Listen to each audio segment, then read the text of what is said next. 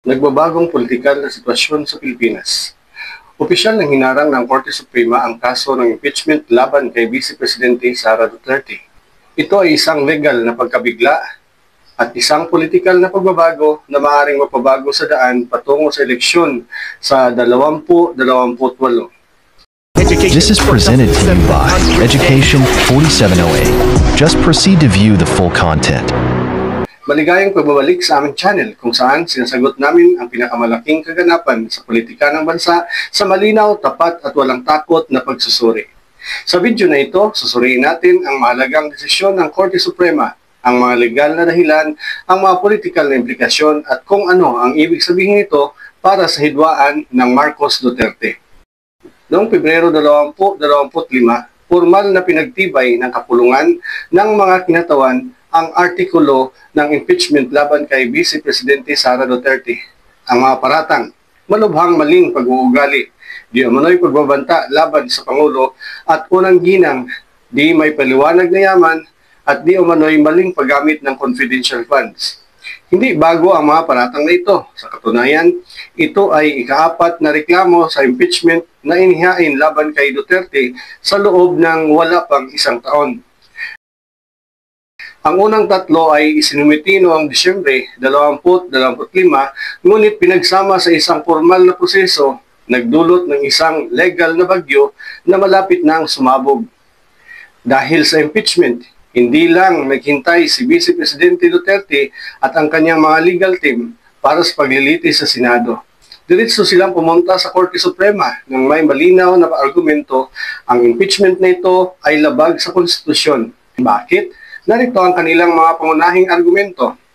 Nilabag ng kapulungan ang one-year rule na nagsasaad na isang reklamo lamang sa impeachment ang maaaring simulan laban sa parihong opisyal sa loob ng 12 buwan.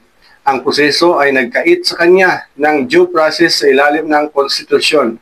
Sabi ng petisyon ni Duterte, ang buong proseso ay may motibong politikal at minadali. Ginawa para pahinain siya bago ang 2028. Noong Hulyo 25, 2025, nagkaisang pumanig ang Korte Suprema kay Sara Duterte, lara na labag sa konstitusyon ang impeachment.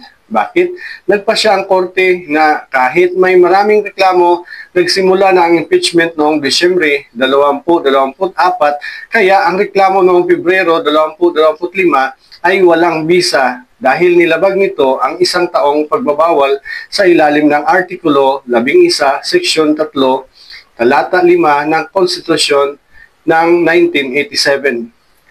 Ipiniliwanag ni Justice Camille Ting, may tamang paraan para gawin ang tamang bagay at sa tamang panahon, ito ang ibig sabihin ng pagiging patas o due process ng batas. Kaya sa impeachment, idineklara ng Korte na walang bisa ang buong artikulo ng impeachment. Kaya pinagbabawalan ang Senado na magpatuloy sa paglilitis. Ang desisyong ito ay isang malaking pagbabago. Hindi lang nito iniligtas si Duterte mula sa paglilitis, binago rin ito ang buong politikal na sitwasyon. Tingnan natin ang mga pangunahing punto. Hindi na maaaring i-impeach muli si Sara Duterte hanggang Pebrero 6, 2026. Ang isang taong pagbabawal ay nagsisimula mula sa pitsa kung kailan inendorso ng kapulungan ang reklamo. Opisyal ng patay ang paglilitis sa impeachment sa Senado. Kung walang balidong artikulo, hindi maaaring kumilos ang Senado. Malaki ang pagtaas ng imahe ni Duterte sa publiko. Bagaman, hindi nagpasya ang Korte Suprema sa pagkakasala o kawalang kasalanan, ang desisyon ay nagpapakita sa kanya bilang biktima ng politikal na sabotahe, president para sa impeachment sa hinaharap.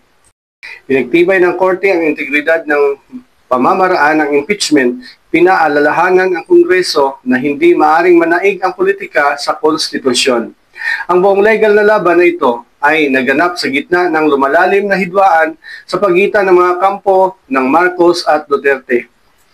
Dating magkaalyado sa ilalim ng unit team noong 2022, lumala ang relasyon noong 2023 at lalong lumala noong 2024. Sa katunayan, Naniniwala ang mga kritiko na ang pagtatangka ng impeachment na ito ay isang malinaw na estratehiya upang alisin ang kandidatura ni Duterte sa pagkapangulo sa 2028 at patatagin ang kontrol ni Marcos Jr. sa politikal na tanawin. Ngunit, ngayon na hinarang ng Korte Suprema ang impeachment, lumabas na si Sara Duterte na walang politikal na pinsala at marahil ay mas malakas pa. Isang makasaysayang desisyon ang nilabas ng Korte Suprema ng Pilipinas noong Hulyo 25, 2025 at ito ay isang desisyong yayanig sa mundo ng politika ng bansa. Ibinasura ang impeachment complaint laban kay pangalawang Pangulo Sara Duterte. Ito ba ay pagtatanggol sa konstitusyon o pagtatakip sa kapangyarihan? Tara, himay-himayin natin ang buong istorya, ang batas, ang politika sa likod nito. Pebrero 2025, formal na inendorso ng House of Representatives ang Articles of Impeachment laban kay VP Sara Duterte. Ilan sa mga mabibigat na aligasyon, paggamit ng confidential fund ng hindi wasto, di may paliwanag na yaman, at ang pinaka-controversial umano ang pagbanta na ipapapatay si Pangulong Ferdinand Marcos Jr., ang First Lady at maging ang Speaker ng Kamara. Ngunit may mas malalim na ugat ito. Ito ay ang ika-4 na bisis na sinusubukang patalsikin si Duterte ng parihong taon. Hindi na hinintay pa ni VP Sara Duterte ang paglilitis sa Senado. Sa halip, dumulog siya sa Korte Suprema, dala ang isang tanong, legal ba ang impeachment na ito? O nilabag nito ang mismong konstitusyon? Ayon sa kanyang kampo, una, nilabag ng Kamara ang one-year ban rule sa ilalim ng Article 11, Section 3 ng 1987 Constitution. Pangalawa, hindi siya nabigyan ng sapat na pagkakataon na ipagtanggol ang sarili, labag sa due process.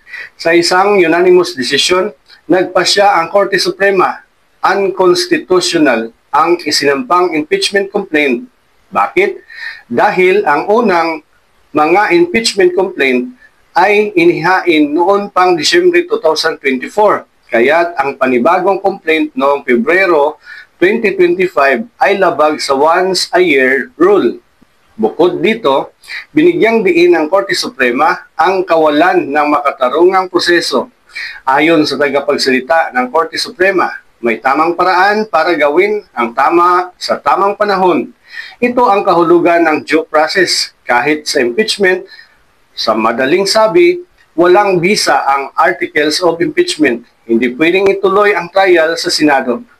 Hindi man ito pag-absuelto kay Duterte sa mga paratang, pero malinaw na sinasabi ng Korte Suprema, binasura ang proseso. Hindi pa ang kaso, ano ang epekto nito? Una, walang impeachment trial sa Senado.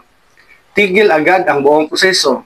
Pangalawa, hindi pwedeng magsampa muli ng complaint hanggang Pebrero 6, 2026. Pangatlo, naprotektahan ang karapatan ni VP Duterte sa ilalim ng batas at ito ay isang mahalagang tagumpay na legal na pananaw. Pang-apat, ngayon ang tanong, panalo ba siya sa politika? Hindi maikaila, lalong lumalalim ang banggaan sa pagitan ng kampo ni Pangulong Marcos at ni VP Duterte. Mula sa Uniteam noong 2022, ngayon ay nagkakalaban sa kapangyarihan.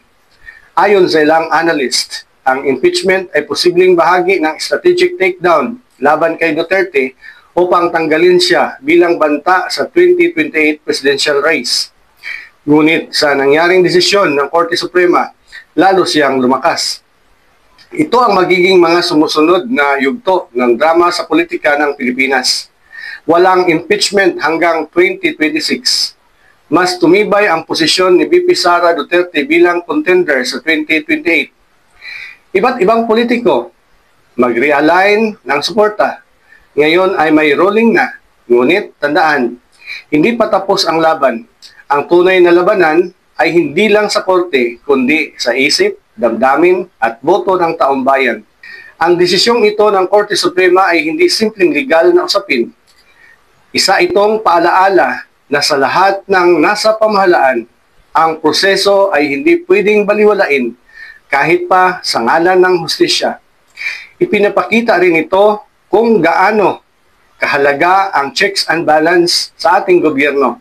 At higit sa lahat, taong bayan pa rin ang tunay na hukom sa 2028. Kaya ikaw, ano sa tingin mo? Sumang-ayon ka ba sa desisyon ng Korte Suprema? O naniniwala kang may dapat panagutan si BP Duterte? Kung nagustuhan mo ang malalim na pagsusuring ito, huwag kalimutang i-like, subscribe, at i-share sa iyong mga kaibigan. Ito ang EDOX-DC, ang boses ng katotohanan sa gitna ng ingay ng politika. Hanggang sa muli, sama-sama nating bantayan ang galaw ng kapangyarihan.